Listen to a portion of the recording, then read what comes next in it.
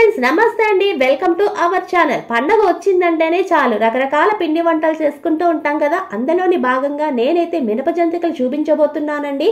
అంతేకాదు ఫ్రెండ్స్ మినప జంతికలు అన్నవి మినపప్పు వేపి చేస్తారో అలా కాకుండా నేను చూపించే విధంగా చేసి చూడండి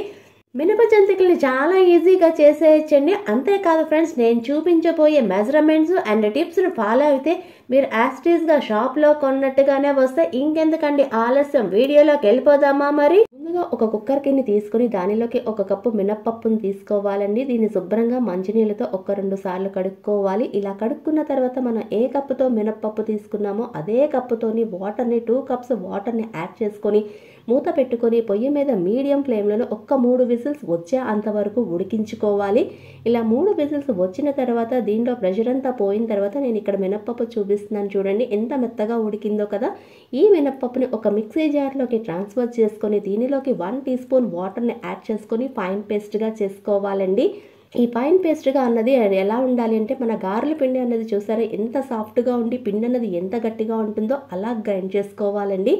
ఇన్ కేస్ మీరు వాటర్ అన్నది ఎక్కువ యాడ్ చేసేసారనుకోండి జంతికలు చేసేటప్పుడు మాత్రం నూనె అన్నది లాగేస్తాయి జంతికలు అందుకని చెప్పి వాటర్ అన్నది ఎక్కువ యాడ్ చేసుకోవద్దు అలా గ్రైండ్ చేసుకున్న తర్వాత నేను ఇక్కడ మినపిండి చూపిస్తున్నాను చూడండి ఎంత సాఫ్ట్గా వచ్చిందో దీన్ని పక్కన పెట్టుకుందాము ఒక వెడల్పాటి బేషన్ తీసుకుని దానిలోకి మనం ఏ కప్పుతో మినప్పప్పును తీసుకున్నామో అదే కప్పుతోని 2 కప్పుల బియ్యం పిండిని తీసుకుంటున్నానండి బియ్యం పిండి అన్నది పొడి బియ్యం పిండి బయట సూపర్ మార్కెట్లో దొరుకుతుంది కదా నేను ఆ బియ్యం పిండినే తీసుకున్నాను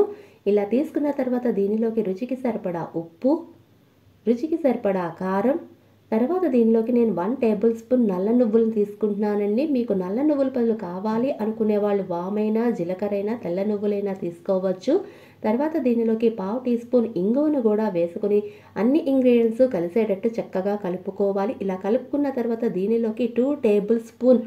బాగా కాగపెట్టినటువంటి ఆయిల్ని వేసుకుని ఆయిల్ అనేది కొంచెం వేడి తగ్గే అంతవరకు గరిటెతో కలుపుకోవాలండి తర్వాత చేత్తోని మన పిండి మొత్తానికి ఆయిల్ బాగా పట్టించాలి ఇలా పట్టించిన తర్వాత ఒక్కసారి మన బియ్యం పిండి నొక్కామనుకోండి చూడండి చక్కగా ఉండలా వస్తుంది కదా అంటే ఇప్పుడు మనకి ఆయిల్ అనేది పర్ఫెక్ట్గా ఇక్కడ సరిపోయింది ఇప్పుడు దీనిలోకి మనం ముందుగా రుబ్బుకున్నటువంటి మినప్పిండి ఉంది కదా దాన్ని కూడా యాడ్ చేసుకొని ఈ మినప్పిండి ప్లస్ బియ్యం పిండి 2 చక్కగా కలిసేటట్టు కలుపుకోవాలి ఇక్కడ నాకైతే వాటర్ అన్నది ఎక్కడ అవసరపడలేదండి మీకు కావాలి అనుకుంటే జస్ట్ కొంచెం వాటర్ మాత్రమే యాడ్ చేసుకోండి మరీ ఎక్కువ వాటర్ అనేది యాడ్ చేసుకోవద్దు వాటర్ ఎక్కువ అయ్యింది అనుకోండి జంతికలు అన్నవి ఆయిల్ పీల్చేస్తాయి బియ్యపిండి మినపిండి చక్కగా కలుపుకోవాలండి ఇలా కలుపుకుంటున్నప్పుడు పిండి అనేది బాగా మదాయిస్తూ కలుపుకోవాలి ఇలా కలుపుకోవటం వల్ల మనకి ఇక్కడ వాటర్ అనేది అవసరం ఉండదు అంతేకాదు మన మినప జంతికలు అన్నవి చాలా గుల్లగా వస్తాయి ఇలా కలుపుకున్న తర్వాత నేను పిండి కన్సిస్టెన్సీ ఇక్కడ చూడండి ఎంత సాఫ్ట్గా వచ్చిందో కదా ఇలా వచ్చిన దాన్ని పక్కన పెట్టుకుందాము తర్వాత ఇక్కడ నేను ఇలా హోల్స్ ఉన్న బిల్లని తీసుకుంటున్నానండి దీనికైతే జంతికల మౌల్డ్కి ఫిట్ చేసుకొని కొంచెం ఆయిల్ అనేది మౌల్డ్కి అప్లై చేసుకొని జంతికలు కొట్టడానికి సరిపడా పిండిని పెట్టుకొని క్యాప్ అన్నది క్లోజ్ చేసుకోవాలండి తర్వాత ఒక చట్రం మీద నేనైతే జంతికలను ఒత్తుకుంటున్నాను పిండి క్వాంటిటీ ఎక్కువ చేసుకునే వాళ్ళైనా మొదటిసారి చేసుకునే వాళ్ళు అనుకోండి ఒక తడిగుడ్డ మీద అయితే ఇలా జంతికలు ఒత్తుకోవాలి ఇలా ఒత్తుకున్న తర్వాత ఆయిల్ అనేది బాగా వేడి చేసుకోవాలి